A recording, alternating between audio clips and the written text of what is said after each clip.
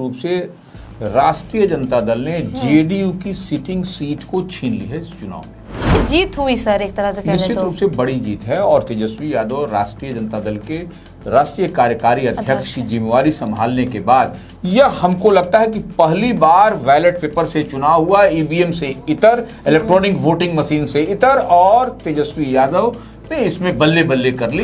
एक एमएलए नहीं दिखाई देता है सर कांग्रेस ऑफिस में। राजेश राम आते हैं, कृष्णा लवरू रहते हैं, समीक्षा बैठक होती है, जब भी आते हैं वही लोग रहते हैं, लेकिन कांग्रेस के एक भी एमएलए जो है वो पार्टी में नहीं दिखते हैं। अब आपका सवाल होगा कि कांग्रेस वाले ये 6 एमएलए कहाँ चले जा रहे हैं, ये आरजेडी वाले हैं, ये क्या हो रहा है? तो देखिए, निश्चित रूप से कांग्रेस के एमएलए कहाँ जाएंगे यह अभी तक उहापोह की स्थिति है। और देखिए, कमिटमेंट उनका जो है सो ओवैसी की पार्टी से हुआ था राज्यसभा चुनाव के दरमियान कि 1 सीट हम आपको देंगे। तभी आपने देखा भी था कि पूरी मुस्तैदी के साथ पूरा पार्टी आई थी, एक एमएलए उसके पहुंचे थे। तेजस्वी यादव अपने पिता श्री लालू प्रसाद यादव, जो राजनीति के चाणक्य हैं, राजनीति के वाइस चांसलर माने जाते हैं। तेजस्वी यादव को भी बहुत बड़ा झटका लगने वाला है सर। रितु जायसवाल भले ही वो निर्दलीय चुनाव लड़ रही थी, वो अलग हो गई थी पार्टी से, लेकिन कहीं ना कहीं वो आरजेडी से जुड़ी रही, काफी सालों तक जुड़ी रही और तेजस्वी यादव की काफी करीबी मानी जाती थी। अब वो बीजेपी में शामिल हो रही है, तो कहीं ना कहीं तेजस्वी यादव के लिए बड़ा झटका है सर। आरजेडी ने उनको सम्मानित किया था, आरजेडी ने उनको लोकसभा का सीट दिया था और वहां उनको उम्मीदवार बनाया था शिवहर लोकसभा का। राजद ने उनको, लेकिन फिर वो जीती नहीं, पराजय का सामना। कांग्रेस तो भले ही अलग अलग रह रही है, लेकिन जब एनडीए से मिलना होता है तो दौड़े दौड़े जाती है। देखा भी गया था कि कुछ कांग्रेस के विधायक सुरेंद्र कुशवाहा वो अशोक चौधरी से मिलने गए थे, और मतलब जिस तरीके से देखा जा रहा है सर, इसको कैसे देखते हैं? नमस्कार, स्वराज पोस्ट में आप सभी दर्शकों का बहुत बहुत स्वागत है। मैं हूं आभा और आज मेरे साथ मौजूद हैं senior journalist Ravi Upadhyay sir. आज हम इनसे खास बातचीत करना चाहेंगे। सबसे पहले सर, आपका बहुत बहुत स्वागत है चैनल में। सर, जिस तरीके से देखा जा रहा है कि जितने भी बिहार में पार्टी है जो विधानसभा चुनाव लड़ी, वो अपनी सक्रियता तो दिखा रही है, लेकिन कांग्रेस सर नजर नहीं आ रही है। जहां बक्सर भोजपुर उपचुनाव भी देखा गया कि वहां के जो सांसद हैं सुदामा प्रसाद आरा के, वो तक आए दिल्ली से वोट देने के लिए, लेकिन कांग्रेस का नामो निशान तक हट गया है। आपको क्या लगता है सर?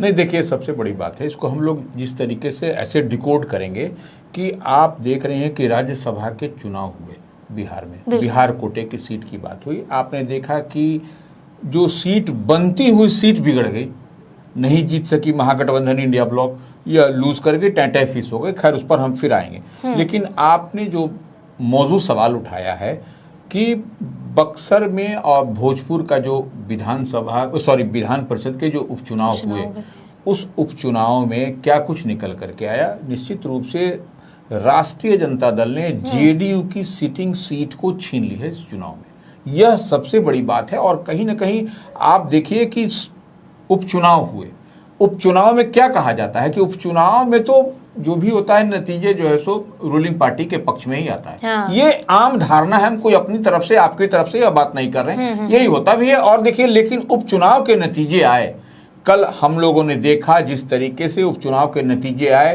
कि टोटल गेम को ही पलट दिया राष्ट्रीय जनता दल ने। बिल्कुल। और आपको भोजपुर बक्सर बिहार विधान परिषद का उपचुनाव के नतीजे, तो उपचुनाव में जेडीयू की सीट, जो सिटिंग सीट थी, उसको आरजेडी ने छीन लिया, अपने पाले कर लिया। तो तेजस्वी यादव का जादू चला। बड़ी जीत हुई सर, एक तरह से कहने तो। निश्चित रूप से बड़ी जीत है और तेजस्वी यादव राष्ट्रीय जनता दल के राष्ट्रीय कार्यकारी अध्यक्ष की जिम्मेवारी संभालने के बाद यह हमको लगता है कि पहली बार बैलेट पेपर से चुनाव हुआ, ईवीएम से इतर, इलेक्ट्रॉनिक वोटिंग मशीन से इतर, और तेजस्वी यादव ने इसमें बल्ले बल्ले कर ली।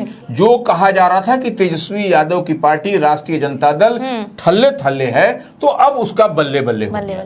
तो ये इतनी बात समझ में। लेकिन कांग्रेस कहाँ है? जो महागठबंधन इंडिया ब्लॉक में एक राष्ट्रीय पार्टी है, जैसे कि एनडीए में राष्ट्रीय पार्टी भारतीय जनता पार्टी है, ठीक उसी तरह से इंडिया ब्लॉक में महागठबंधन में राष्ट्रीय पार्टी कांग्रेस है। तो ये कांग्रेस कहाँ है? ये तो दूर दूर तक आप देख रहे हैं कि जितने दिनों से कांग्रेस के लगातार राजेश राम जो प्रदेश अध्यक्ष हैं, कृष्णा अल्लावरू जो पार्टी के बिहार मामलों के प्रभारी हैं, वह आते हैं, लेकिन कांग्रेस के एमएलए नहीं दिखाई पड़ते। एक एमएलए नहीं दिखाई देता है सर कांग्रेस ऑफिस में। राजेश राम आते हैं, कृष्णा अल्लावरू रहते हैं, समीक्षा बैठक होती है, जब भी आते हैं वही लोग रहते हैं, लेकिन कांग्रेस के एक भी एमएलए जो है वो पार्टी में नहीं दिखते हैं। देखिए, यही चिंता का विषय है। और सबसे बड़ी बात है कि एक और अहम सवाल है, इसी को आप डिकोड करिएगा तो कुछ समझ पाइएगा कि अब हम आते हैं राज्यसभा चुनाव हुए। राज्यसभा चुनाव में आपने देखा था कि किस तरीके से कांग्रेस के 3 एमएलए एब्सेंट कर गए थे, एक राष्ट्रीय जनता दल के भी एब्सेंट किए थे, फैजल रहमान। यह किसी से छिपी हुई बात नहीं है, यह तो आप 3 कांग्रेस और 1 आरजेडी, या और आपको जितने तरह से 6 अगर यदि कांग्रेस के एमएलए होते तो नतीजा कुछ उलट होता। जो एनडीए ने पूरा का पूरा सीट ले लिया आपसे, तो वह नहीं होता, उसमें कुछ घटता। एक सीट तो पक्की खबर थी, सब कुछ था। लेकिन देखिए, और कांग्रेस में क्या था, कांग्रेस के जब 6 एमएलए थे तो इतनी बात समझ लीजिए कि एक गाड़ी में सीटिंग कैपेसिटी एक कार में 6 की होती है। तो एक कार में 6 आदमी आता और वोट कास्ट करके चला जाता, जो भी राज्यसभा का चुनाव के नतीजे जो होते विधानसभा में उस दिन। लेकिन आपको ये लोग को लगता है कार नहीं मिला या कुछ इधर उधर लोग भाग गए, कहाँ चले गए, यह तो अब तक अबूझ पहेली है। और उसके बाद देख लीजिए, यह राज्यसभा के चुनाव के बाद कांग्रेस के कुछ जो विधायक हैं उनको कहीं ना कहीं रूलिंग पार्टी की ओर से नवाजा गया।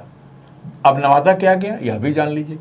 विधानसभा में जो कमेटी होती है उस कमेटी में उनको रखा गया। यह हम आप नहीं कर रहे, फिर हम एक बात कहते हैं, यह पूरी क्लियरिटी के साथ, स्पष्टता के साथ दिखाई पड़ रही है, उसी खबर को हम डिकोड करते हैं। तो ये आपको दिखाई पड़ रहा है।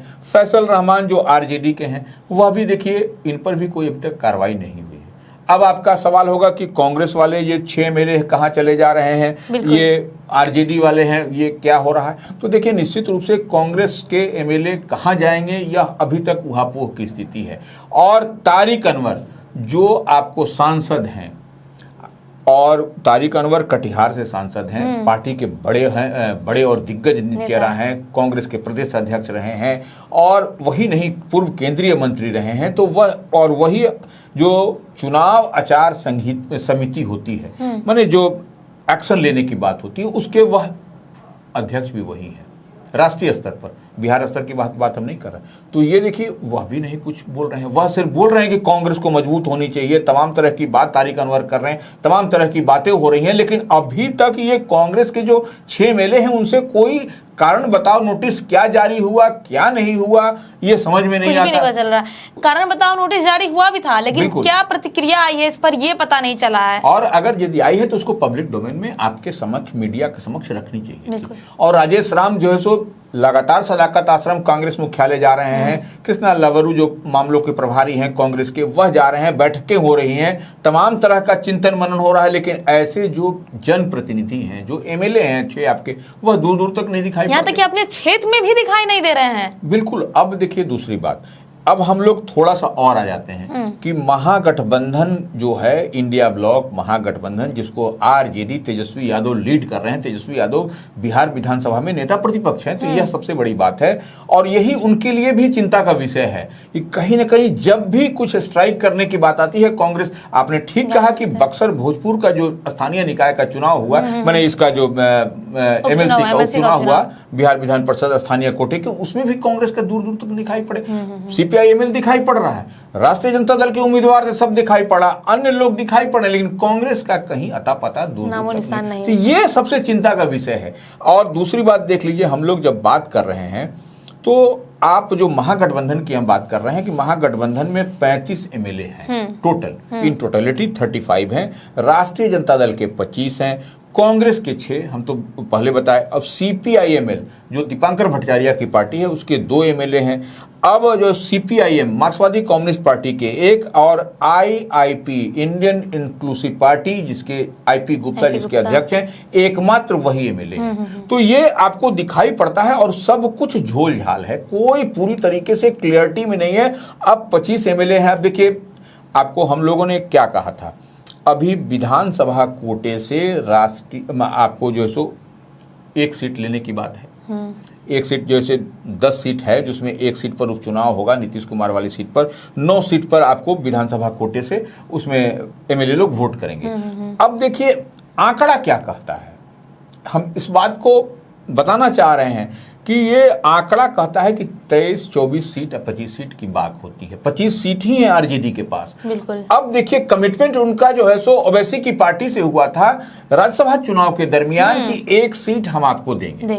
तभी आपने देखा भी था कि पूरी मुस्तैदी के साथ पूरा ओवैसी की पार्टी आई थी, एक एमएलए उसके पहुंचे थे। आपके एमएलए नहीं रहे, कांग्रेस के एमएलए नहीं रहे, लेकिन वो आए थे। तो अब देखिए यही एक बात है कि एक सीट क्या तेजस्वी यादव, क्या राष्ट्रीय जनता दल आपको वरिष्ठ ओवैसी की पार्टी को देती है इस एमएलसी वाले चुनाव में कि नहीं देती है, या फिर अपने ही माने जो उनके उम्मीदवार हैं उनको रिटेन करती है। यह सब उहापोह की स्थिति कहीं ना कहीं बनी हुई है। यह बहुत बड़ा अंदर खाने में दिखाई पड़ रहा है और यह सब कुछ गुड़ नहीं दिखाई पड़ रहा है। जो गुड़ हम लोग बोलते हैं महागठबंधन इंडिया ब्लॉक में तेजस्वी यादव अपने, देखिए अब तो देखिए ये बात है, तेजस्वी यादव अपने पिता श्री लालू प्रसाद यादव जो राजनीति के चाणक्य हैं, राजनीति के वाइस चांसलर माने जाते हैं, तो वो उनसे अगर यदि पाठशाला में उनके वह पुत्र हैं तो निश्चित रूप से सीखते होंगे, तो वो उनसे गुण सीख लें, अपने एमवाई वोट को ही इंटैक्ट रखेंगे तो वो उनके लिए सब कुछ बेहतर होता हुआ दिखाई पड़ेगा। ए टू जेड माई बाप की पार्टी यह सब करने की आवश्यकता ही नहीं, क्योंकि वह उनसे वोट चढ़ ही नहीं रहा है। तो ये इतनी बात समझ करके चलिए कि आपको फिर से आपको बेहतर स्ट्राइक करनी होगी, तभी आप कुछ कर पाइएगा, और कांग्रेस के भरोसे तो मत रहिए। बिल्कुल सर। लेकिन तेजस्वी यादव को भी बहुत बड़ा झटका लगने वाला है सर। रितु जायसवाल भले ही वो निर्दलीय चुनाव लड़ रही थी, वो अलग हो गई थी पार्टी से, लेकिन कहीं ना कहीं वो आरजेडी से जुड़ी रही, काफी सालों तक जुड़ी रही और तेजस्वी यादव की काफी करीबी मानी जाती थी। अब वो बीजेपी में शामिल हो रही है, तो कहीं ना कहीं तेजस्वी यादव के लिए बड़ा झटका है सर। क्या लगता है आपको? रितु जायसवाल जो इस बार का विधानसभा का आम चुनाव हुआ उसी समय जो वो लड़ी थी, तो वो निर्दलीय चुनाव लड़ी थी, क्योंकि पार्टी ने, आरजेडी ने वहां से उनको उम्मीदवार नहीं बनाया था, दूसरे उम्मीदवार थे, वहां से महिला ही उम्मीदवार थी, तो वो इस लिहाज से वह उस समय से ही वह बागी का रूप उनका दिखाई पड़ गया। जब विधानसभा के चुनाव में आप नहीं, जब पार्टी के साथ पूरी मुस्तैदी के साथ दिखाई पड़ी, तो यह निश्चित रूप से सवाल। हाँ, हालांकि देखिए आरजेडी ने उनको सम्मानित किया था, आरजेडी ने उनको लोकसभा का सीट दिया था और वहां उनको उम्मीदवार बनाया था शिवहर लोकसभा का। राजद ने उनको, लेकिन फिर वो जीती नहीं, पराजय का सामना करना पड़ा। लेकिन तमाम समीकरण के बावजूद देखिए वह इस बार फिर वह चाह रही थी कि हमको विधानसभा की सीट मिल जाए। तो भाई सब चीज आप ही को मिलेगा। पार्टी का जो है सो महिला का भी आपको प्रवक्ता, अध्यक्ष, तमाम तरह की बात, तो हर तरह का आप ही दीजिएगा, फिर तो दूसरे लोग क्या करेंगे? यह बात है। तो देखिए अब उनका मन मिजाज था, बड़े लंबे समय से वह उनका दिखाई पड़ रहा था। तो ऐसे में देखिए निश्चित रूप से कोई कार्यकर्ता ही के बल पर कोई भी पार्टी होती है। आपके हमारे मुंह नाक सुंदर होने से नहीं होता है। कार्यकर्ता यदि है तो उसकी बदौलत हर पार्टी का रीढ़ कौन होता है, बैकबोन कौन होता है, कार्यकर्ता होता है। तो निश्चित रूप से रितु जायसवाल जब पार्टी में थी, उसके बाद से विधानसभा चुनाव के बाद से ही अलग हो गई, तो वह भारतीय जनता पार्टी में जाए, वह तो उनकी इच्छा है। जिधर कोई जा सकता है, कोई रोक तो सकता नहीं है। 4 पैर वाले को कोई रोक सकता है, 2 पैर वाले को कोई नहीं रुकता। इतनी बात तो समझ करके रखिए। और भी राजनीति में तो कतई कोई नहीं रुक सकता है। हाँ, ये राजनीति तो संभावनाओं का खेल है, कब कौन कहाँ जाएगा, अपनी सुविधा के अनुसार लोग पाला बदल करते हैं। तो यह कुछ आपको आने वाले समय में और कुछ आपको दिखाई पड़ेगा। कई पाला इधर से बदलेंगे, कई पाला उधर से बदलाव होगा।